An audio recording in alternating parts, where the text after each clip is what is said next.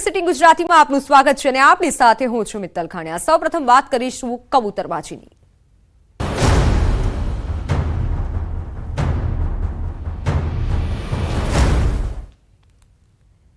તો ફ્રાન્સમાં ફસાયેલા 276 ભારતીયો સ્વદેશ પહોંચ્યા છે। કબૂતરબાજી શંકા પ્રકરણમાં સૂત્રો પાસેથી મળતી માહિતી પ્રમાણે પરત ફરેલા પૈકી 90 થી વધારે મહેસાણાના રહેવાસી હોય તેવું સામે આવ્યું છે। મોટા ભાગના પ્રવાસીઓ મુંબઈ જ રહી શકે છે। સૂત્રો તરફથી મળતી વિગતો પ્રમાણે મોટા ભાગના જે પ્રવાસીઓ છે તે મુંબઈ જ રહી શકે છે। મોટા ભાગના ગુજરાતીઓ મુંબઈમાં જ રહી શકે છે। ફરી એક વખત વિદેશ જવા રવાના તેઓ થઈ શકે છે।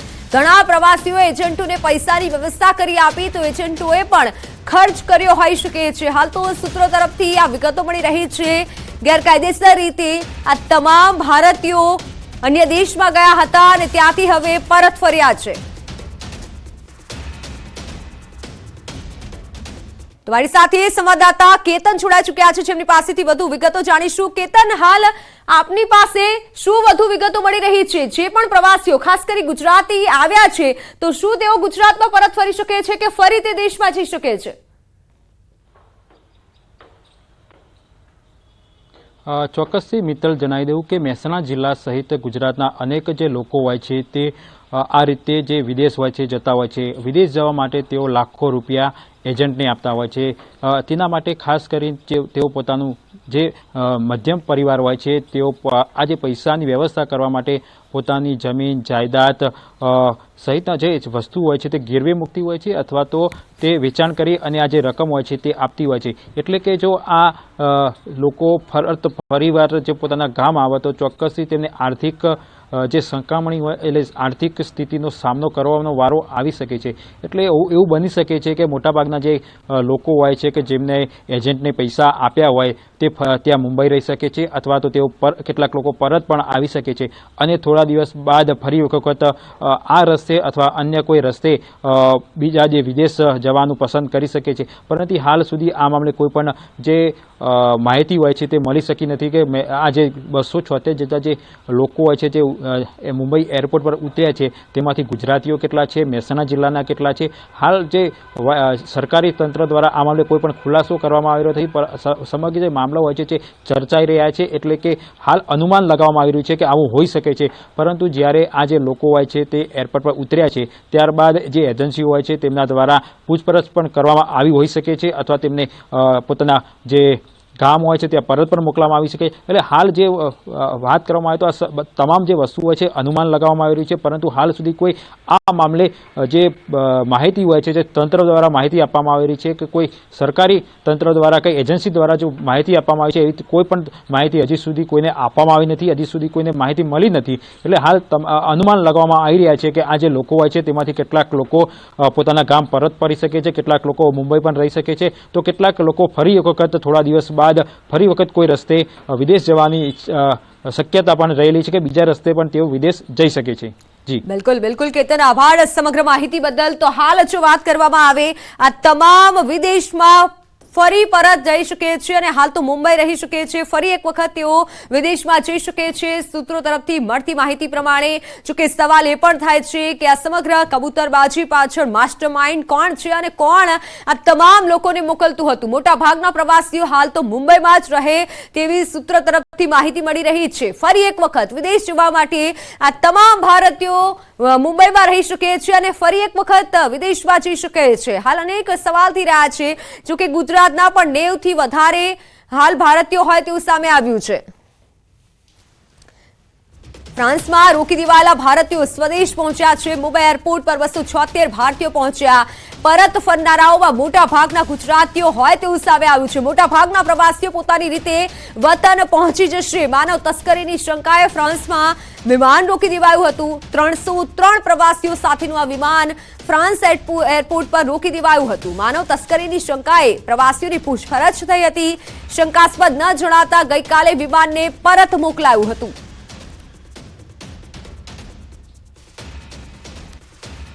તો 90 થી વધુ પ્રવાસીઓ મહેસાણા જિલ્લાનો હોવાનો દાવો થઈ રહ્યો છે। મહેસાણા તાલુકા પંચાયતે આ દાવો કર્યો છે। મહેસાણાના વડસમાં આખજ ગામના પ્રવાસીઓ હોય તેવો દાવો કર્યો છે।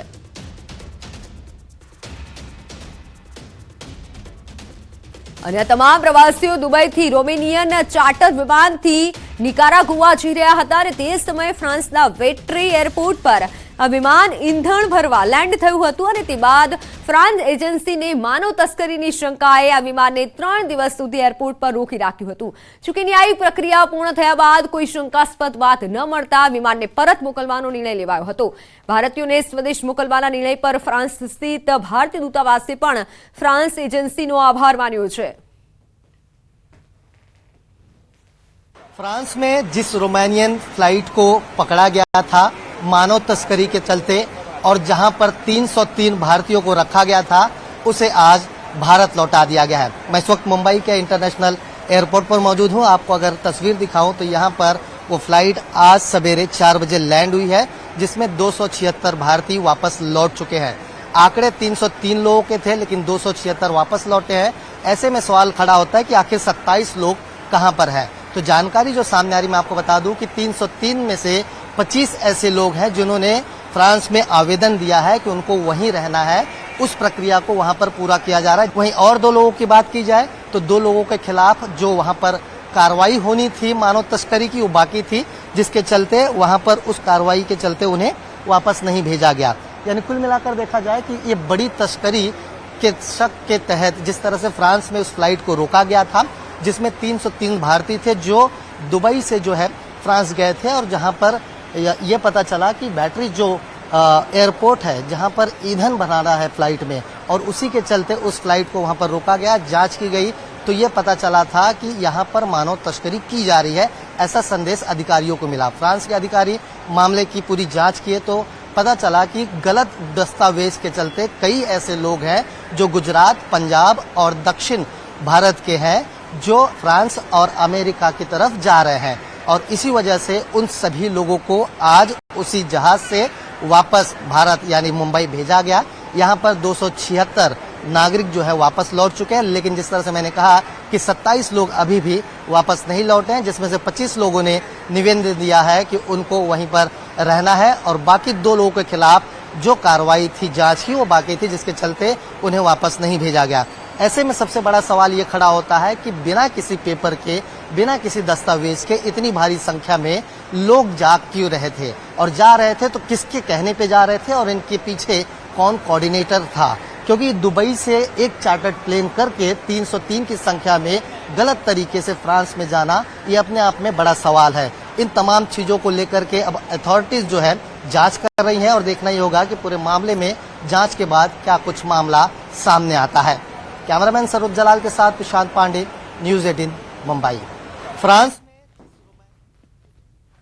તો કબૂતરબાજીની શંકા પ્રવાસીઓ હવે સ્વદેશ પરત પહોંચ્યા છે, પરંતુ સૂત્રો તરફથી મળતી વિગતો પ્રમાણે હાલ આ પ્રવાસીઓ મુંબઈ જ રહેશે અને પરત પણ વિદેશમાં જઈ શકે છે. મોટા ભાગના તેમાં ગુજરાતી છે. માનવ તસ્કરીની શંકાએ હાલ ફ્રાન્સમાં આ તમામ જે ભારતીયો છે તેને રોકી દેવામાં આવ્યા હતા, પરંતુ હવે પરત મોકલાયા છે. 303 માંથી 276 પ્રવાસીઓ સ્વદેશમાં પરત ફર્યા છે.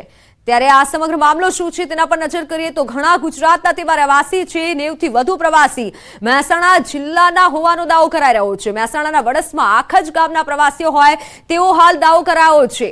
તાલુકા પંચાયતના સભ્યએ આ દાવો કર્યો છે. મુંબઈ એરપોર્ટથી પ્રવાસીઓ પોતાની રીતે હવે વતન જઈ શકે છે. જો કે અડધા જે પ્રવાસીઓ છે તે ફરી તે વિદેશમાં પણ જઈ શકે છે. હાલ તો તમામ જે વિગત સામે આવી રહી છે તેમાં અનેક સવાલ એ પણ થઈ રહ્યા છે.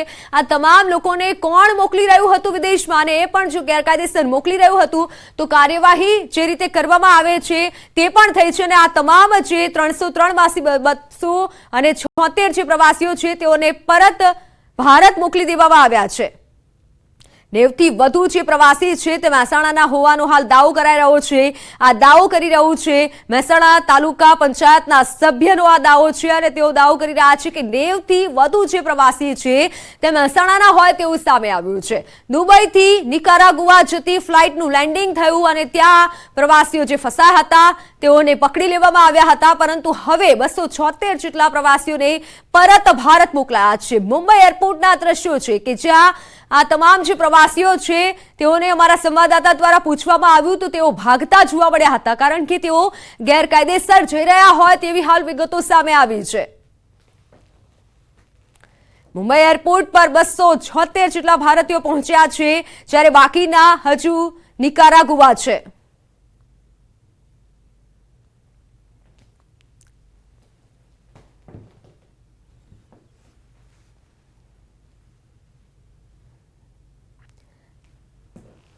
તો આપણી સાથે વિઝા એક્સપર્ટ ડેવિડ પટેલ જોડાઈ ચૂક્યા છે. ડેવિડભાઈ, જો વાત કરવામાં આવે ઘટના અંગે આપને ખબર જ છે, શા કારણે આટલી મોટી માત્રામાં લોકો વિદેશ જવા માટે આટલા આતુર હોય છે અને ગેરકાયદેસર રીત પણ અપનાવતા હોય છે?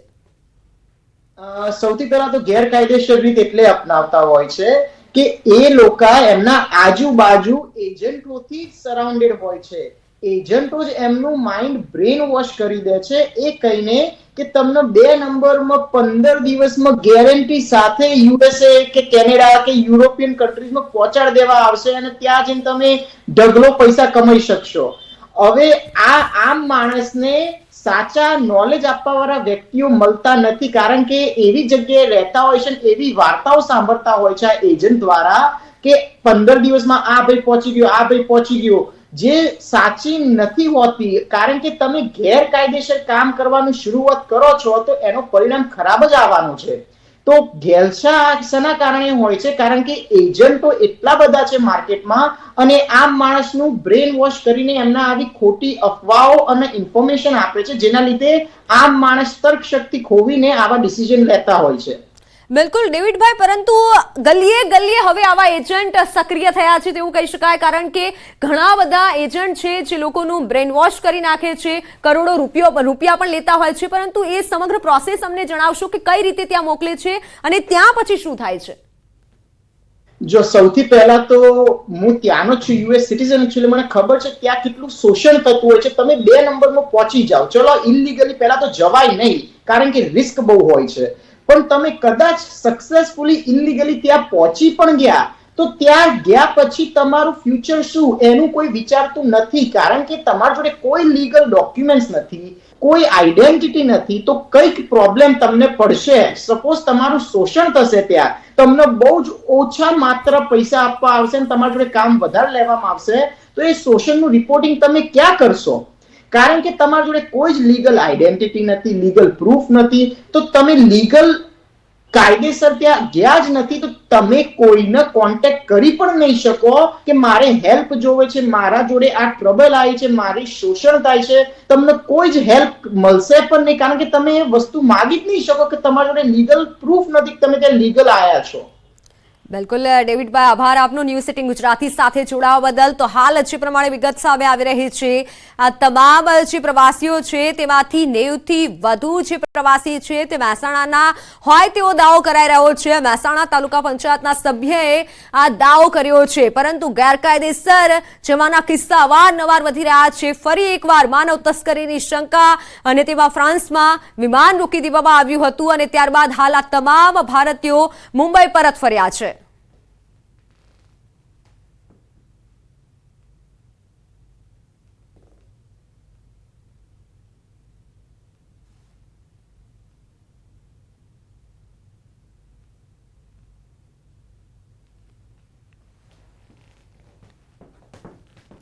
તો હવે વાત ગુટકા પર પ્રતિબંધની.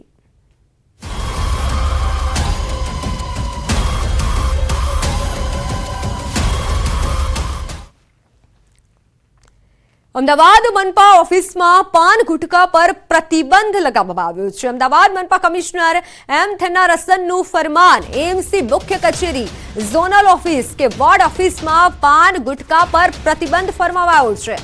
કમિશનર એમ થન્નારસનનો સ્વચ્છતા અંગે આદેશ. ઓફિસ એન્ટ્રીમાં પાન ગુટકા સાથે કર્મચારી પકડાશે તો દંડ કરવામાં આવશે. દરેક ઝોન દીઠ ડેપ્યુટી ડાયરેક્ટરને જવાબદારી સોંપાઈ છે.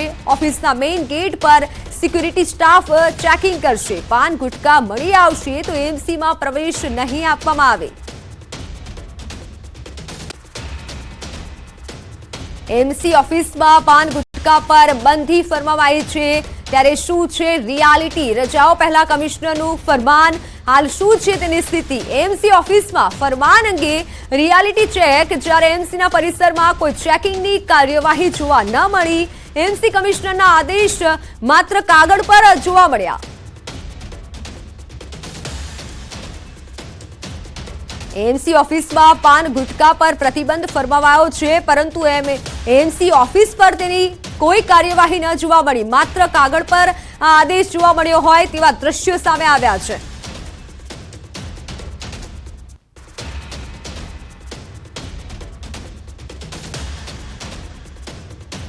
મનપા કમિશનર એમ થનારશનનું આ ફરમાન. પાન ગુટકા સાથે કર્મચારી જો પકડાશે તો તમામ જે કર્મચારી પાન ગુટકા સાથે પકડાય છે તેમને દંડ કરવામાં આવશે.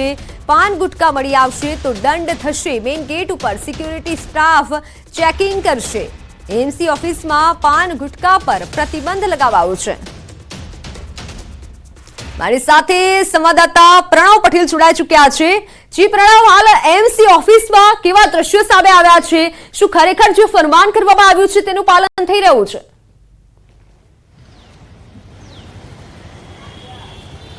ચોક્કસ મહાનગરપાલિકાના મ્યુનિસિપલ કમિશનર એમ થેરાસરના કદાચ આદેશને મહાનગરપાલિકાના કર્મચારીઓ નથી માનતા એ સ્પષ્ટ કહ્યું છે, અને તેને લઈને જ મહાનગરપાલિકાના જે મ્યુનિસિપલ કમિશનર એમ થેરાસને જે આદેશ આપ્યો હતો કે મહાનગરપાલિકાની તમામ જે ઝોનલ કચેરી હોય કે મુખ્ય કચેરીઓ છે તે કચેરીઓમાં પ્રવેશ કરતા તમામ કર્મચારીઓનું ચેકિંગ કમ્પલસરી થવું જોઈએ. કોઈ પણ કર્મચારી છે તે પાન ગુટકા સાથે પ્રવેશ ન કરે તે પ્રકારનો આદેશ છે. તેમ છતાં પણ કોઈ પણ કર્મચારી આવે છે, કોઈ ચેકિંગ નથી થતું. બે રોકટોક કર્મચારીઓ અંદર પ્રવેશી રહ્યા છે, અને ખુદ જ્યાં મ્યુનિસિપલ કમિશનર જે બિલ્ડિંગમાં બેસે છે એ બિલ્ડિંગની અંદર કોઈ પણ પ્રકારનું ચેકિંગ નથી થતું. તે અહીં સ્પષ્ટ થયું છે. મહાનગરપાલિકાના કમિશનરે એક આદેશ આપ્યો હતો સ્વચ્છતાને લઈને કે જે પણ મહાનગરપાલિકાની કર્મચારીઓ જે પ્રવેશે છે તે પાન ગુટકા નથી લાવતા તે તેઓએ જોવાનું રહેશે. તેને લઈને એએમસીના સિક્યુરિટીએ તમામ લોકોને ચેકિંગ કરવાનું છે. એટલે ચોક્કસ એ માની શકાય કે મહાનગરપાલિકાના મ્યુનિસિપલ કમિશનર એમ થેન્ડરાસનના આદેશનું જ પાલન કદાચ કર્મચારી. જી બિલકુલ, આભાર સમગ્ર માહિતી બદલ. તો હાલ સમાચારોમાં સમય થયો છે વિરામનો.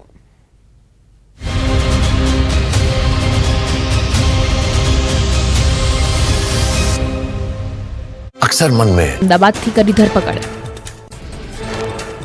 સુરતના કોસંબાની યુનિવર્સિટીમાંથી પકડાયા નકલી અધિકારી. પીપી સવાણી યુનિવર્સિટીમાં નકલી એસીબી સીબીઆઈ અધિકારીઓ પકડાયા. National anti corruption and atrocity ઓર્ગેનાઇઝેશને આપી હતી ઓળખ.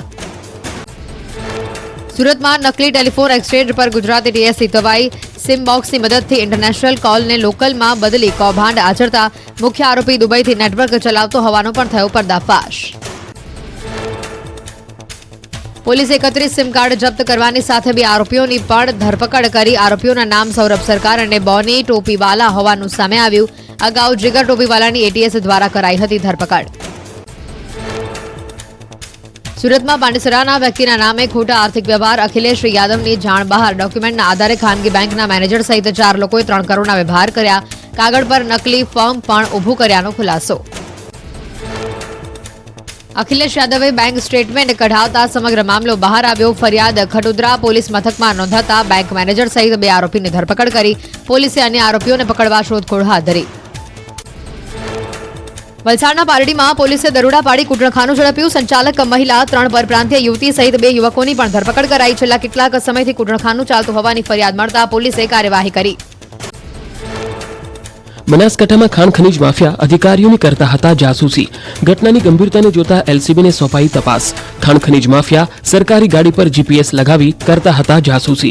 જાસૂસી માટે વોટ્સએપ પર બનાવાયા હતા ગ્રુપ. છોટાઉદેપુરમાં મોટી સઢેલી ગામે પતિએ જ પત્નીને મોતને ઘાટ ઉતારી. 58 વર્ષના દહેસિંગ રાજવાએ લાકડાના ફટકા મારી હત્યા નિપજાવતા પોલીસે આરોપીને ઝડપ્યો. દારૂની લતથી અવારનવાર ઝઘડો થતા હત્યા કર્યાનો ખુલાસો. બનાસકાંઠાના ડીસામાંથી ઉત્તરાયણ પહેલા ઝડપાઈ પ્રતિબંધિત દોરી.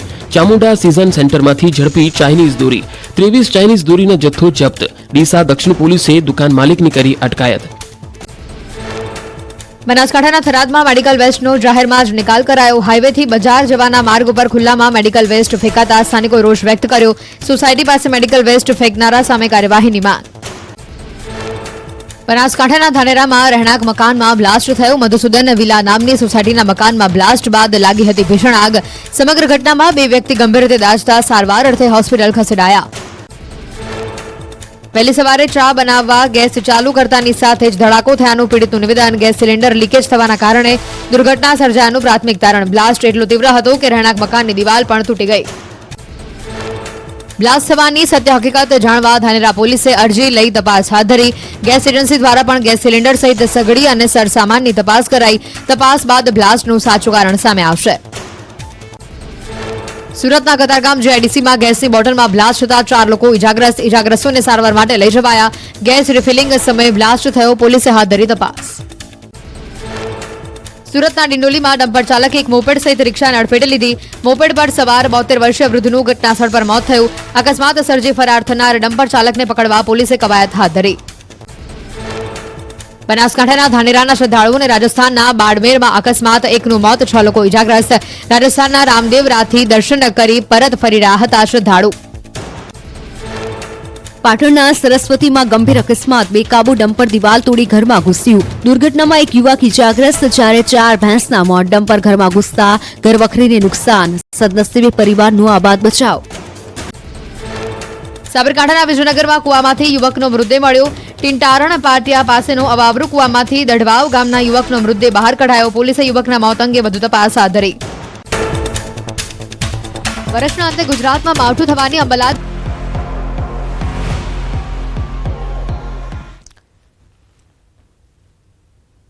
Welcome back. નજર મહત્વના સમાચારો પર તો રાજકોટમાં દીપડાની હાથતાળી. દીપડા દેખાયાના દાવા. જોકે કણકોટ બાદ હવે રામનગરમાં દીપડો દેખાયાનો દાવો કરાઈ રહ્યો છે. સીમ વિસ્તારમાં દીપડો દેખાયો હોવાનો દાવો કરાઈ રહ્યો છે. ખેતરમાં મજૂરોએ દીપડો જોયો હોવાનો દાવો થઈ રહ્યો છે. વન વિભાગને જાણ કરાતા ટીમ સ્થળ પર પહોંચી હતી. ગઈકાલે કણકોટના કૃષ્ણનગરમાં દીપડો દેખાયો હતો.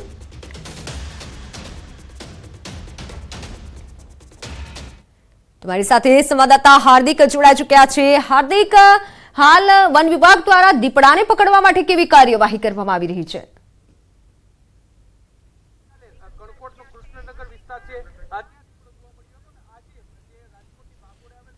ચોક્કસથી વન વિભાગ દ્વારા જે છે અલગ અલગ 2 જગ્યાએ પાંજરા મૂકવામાં આવ્યા છે. પરંતુ હાલ આપણે સૌપ્રથમ ગઈકાલે જેમણે દીપડો જોયો હતો, જેમને પેલી વાત સાંભળી હતી, આપણે એમની સાથે વાત કરીશું. કેટલા વાગે દીપડો આવ્યો હોવાની તમને વાત મળી હતી અને ક્યાં સુધી આવી ગયો હતો? 6:30 ની આળે ફોન આવ્યો મારા બાજુવાળાનો. અહીંયાથી દીપડો આમાં આવતો હતો એટલે મને ફોન આવ્યો. મને કે તમારે દરવાજા ગેટ લગી પોગી ગયો હે, ગેટ ખોલતા નહીં. પછી આપણે અડધી કલાક વાત જોઈ, 15-20 મિનિટ જેવી. પછી ગેટ ખોલ્યો પણ પછી તો કઈ દેખાય નહીં.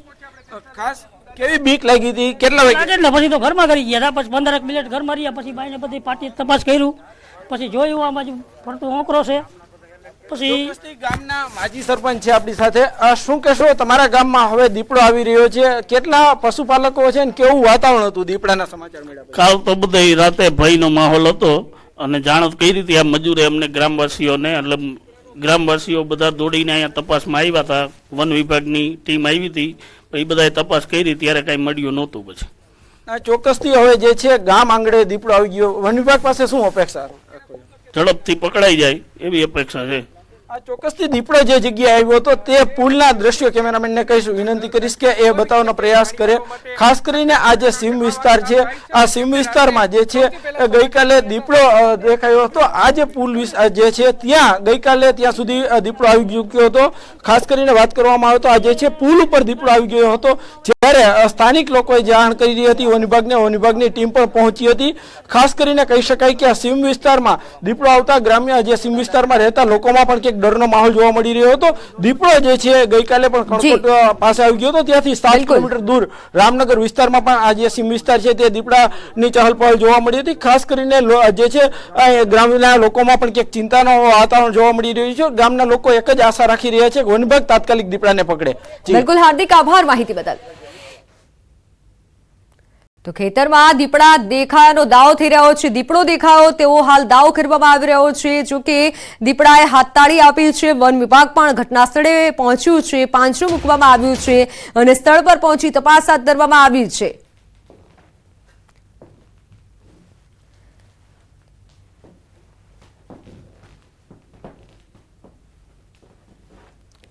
તો સમાચારોમાં હાલ બસ આટલું જ. રજા આપશું. નમસ્કાર.